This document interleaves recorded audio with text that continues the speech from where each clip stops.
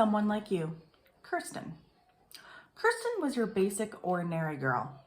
Even though she was a junior, she never had a date. Though many girls in her church would have been devastated to go throughout high school without a date. Kirsten didn't mind. She wasn't ready for all the entanglements of dating. She liked studying and reading. She liked having time to herself and with her girlfriends. Why Kirsten decided to go with the church youth group on a summer work trip is a mystery.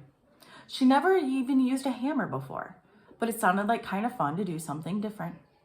The trip to the work site was a 10-hour drive from hell. The bus's air conditioning went out 1 hour into the trip. The bus itself broke down in the middle of the desert. Standing in 110-degree heat for 3 hours while a new bus came was not fun. But for some reason, Kirsten didn't mind. She found herself energized by adversity. Most of the kids were complaining, wanting to go home, griping to the adult leaders, and genuinely pouting.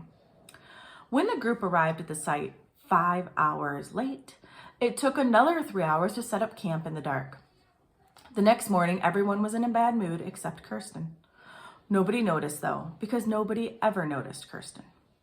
When they finally arrived at the building site, Kirsten found herself full of energy.